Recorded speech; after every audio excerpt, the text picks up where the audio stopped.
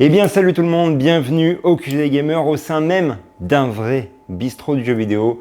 Nous allons aujourd'hui parler du prochain Spider-Man, de Battlefield 6, de la nouvelle saison de One Piece et bien évidemment de Sony. C'est parti. Nous commençons donc par le prochain Spider-Man qui a bien fait parler de lui il y a quelques jours. Certaines photos ont popé et c'est des photos très intéressantes puisqu'on peut voir que le film et en partie en tout cas tourné vraiment dans des rues réelles et pas dans un studio avec, comme vous pouvez le voir sur cette photo, un monde pas possible autour de cette scène par exemple. Et alors ce qui est super intéressant de le savoir, c'est que tout le monde qu'il y a autour, ce ne sont pas du tout des figurants, ce sont vraiment des personnes lambda comme vous et moi. On aurait pu très bien regarder le film comme ça et ça donne une affiche tout simplement extraordinaire.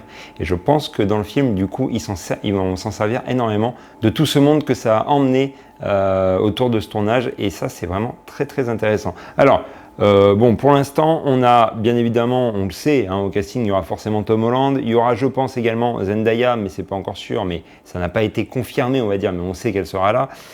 On aura également John Bertal, donc The Punisher, et des rumeurs évoquent apparemment Mark Ruffalo et Sadie Sink. Donc Sadie Sink, en fait, qui jouerait tout simplement Mayday Parker, la fille de la version de Peter Parker de Tobey Maguire.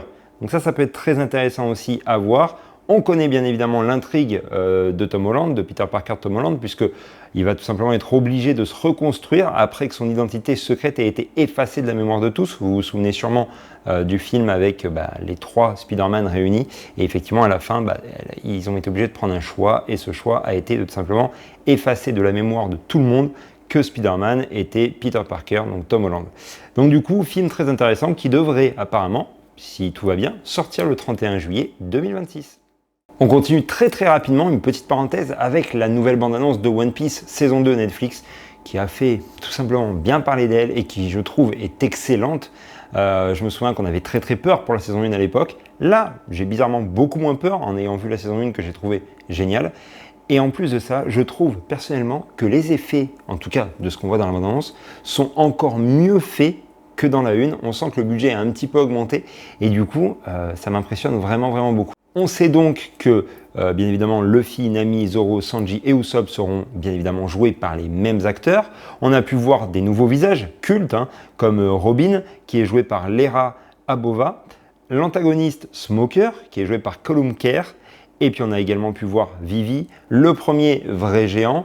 L'intrigue explorera donc les lieux iconiques de l'arc Baroque Works, donc Drum Island, Rivers Mountain, Whiskey Peak, Locktown, Little Garden, et on pourra espérer, du moins, effleurer vraiment l'arc Alabasta avant que la saison 3 arrive.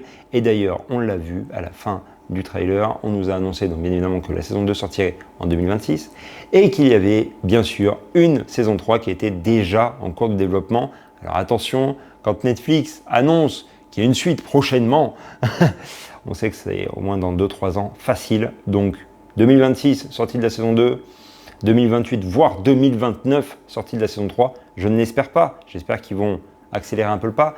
Mais malheureusement, à chaque fois, on sait que c'est comme ça. Donc, il faudra être patient, très patient. Vous avez pu jouer à la bêta de Battlefield 6, je l'espère. Si vous n'avez pas pu y jouer, ne vous inquiétez pas. Il y a une autre bêta ouverte qui arrive entre le 14 et le 17 août, donc c'est-à-dire très bientôt. Je peux vous dire que ce Battlefield 6, je le savais déjà avant, j'en étais persuadé, mais alors là, de l'avoir joué, très honnêtement, ça va être du très lourd. Donc je suis mais alors extrêmement impatient d'être avec ce jeu entre les mains pour pouvoir vraiment l'exploiter à 100%. C'est du très bon, je trouve, de la part de Battlefield. Alors, on a eu, pendant ce premier week-end de bêta, on a eu à un moment donné un pic de 521 079 joueurs en même temps, en simultané, sur la bêta de Battlefield 6, ce qui fait à peu près 5 fois plus de simultané que sur le Battlefield 2042 de l'époque. Donc c'est tout simplement extraordinaire. On a également eu, alors c'est un petit peu compliqué à gérer, mais on a également vu que par rapport à Call of Duty, il y a eu un pic exponentiel aussi de la part de Battlefield, mais attention, parce que là on prend des chiffres qui sont sortis sur Steam, et on le sait, Battlefield 6 a ramené énormément de monde sur la Xbox, puisque du coup il est dans le Game Pass. Donc du coup c'est plus sur Steam, donc attention, ça peut pas forcément, les chiffres sont un petit peu, on va dire, trompés par ça, mais on peut quand même voir qu'effectivement Battlefield 6 attire énormément de personnes, et je pense on va vraiment assister à une guerre entre Battlefield 6 et Call of Duty Black Ops 7. Ça va être très intéressant.